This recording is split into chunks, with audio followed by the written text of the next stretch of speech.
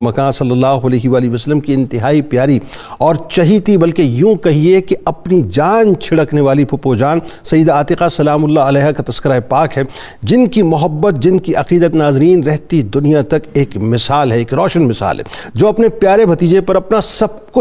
کچھ نچھاور کیا کرتی تھیں، جن کی پوری حیات طیبہ جان دو عالم صلی اللہ علیہ وآلہ وسلم کی محبت کا حسین ترین قرطاس ہے، اور جو آج بھی مکینان بقی شریف میں شامل اپنے پیارے بھتیجے کے قریب ہی تشریف فرما ہیں۔ سیدہ عاتقہ سلام اللہ علیہ ایک روایت کے مطابق ناظرین مکہ مکرمہ میں ایمان لائیں اور ہجرت مدینہ کا آپ نے شرف حاصل کیا۔ آپ سلام اللہ علیہ کی جلیل القدر اور عظیم المرتبت شخصیت ناظرین ایسی ہے کہ اسلام کی عظیم المرتبت شخصیات میں یقیناً آپ کا شمار ہوتا ہے۔ آپ فصاحت و بلاغت اور شعر و ادب میں انتہائی اونچے درجے پر فائز تھیں۔ اللہ تبارک و تعالیٰ نے آپ کو بے انتہا صلاحیتوں سے نوازا تھا۔ حرب فجار کی جنگوں کے موقع پر اوکاز بازار کے میلے میں اس سوسائٹی میں ناظرین جو سوسائٹی میل ڈومیننٹ سوسائٹی کہلاتی تھی، وہاں قریش کے تفاخر کو اپنے اشعار کے ذریعے بیان کرنا انتہائی منفرد انداز بھی تھا،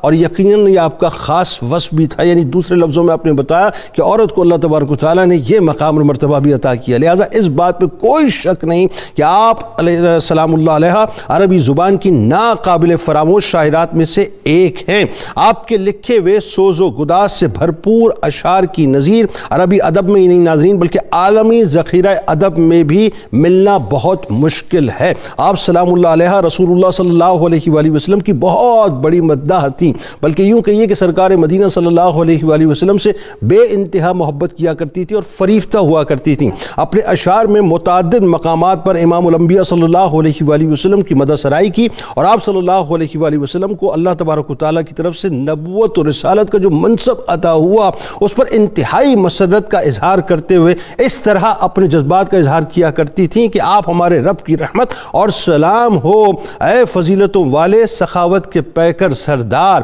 یعنی ناظرین کرام ذرا سوچئے، رسول اللہ صلی اللہ علیہ وآلہ وسلم سے اس درجے محبت کیا کرتی تھی کہ سرکار ہی کے بس گن گایا کرتی تھیں۔ آپ سلام اللہ علیہ کہ یہ بھی معاملہ تھا کہ جب سرکار مدینہ صلی اللہ علیہ وآلہ وسلم ظاہری طور پر اس دنیا سے تشریف لے گئے تو انتہائی پرسوز انداز سے اپنے جذبات کو اشعار میں ڈھال کر آپ نے دنیا کے سامنے پیش کیا۔ سیدہ عاتقہ سلام اللہ علیہ خاندانی رفت، نسبی شرافت اور پاکیزہ سیرت میں ناظرین بلند مقام پر فائز تھیں۔ کردار کی بلندی کے ساتھ ساتھ آپ انتہائی نڈر اور انتہائی بہادر خاتون تھیں۔ جیسا میں نے آپ کو بتایا ناظرین اس سوسائٹی میں تصور نہیں تھا، وہ ایک میل ڈومیننٹ سوسائٹی تھی، لیکن آپ کھڑے ہو کر اپنے جذبات کا اظہار کیا کرتی تھی۔ آپ اس خانوادے سے تعلق رکھتی ہیں جو تہذیب و معاشرت اور اخلاق و کردار کے اعتبار سے پورے عرب میں ممتاز، معزز، مکرم اور جاہلیت کے اثرات سے پاک اور انسانی اقدار کا نمائندہ خاندان تھا، جس خاندان نے ایثار و وفا، شجاعت و ہمت، عزم و استقلال کی مثالیں قائم کی،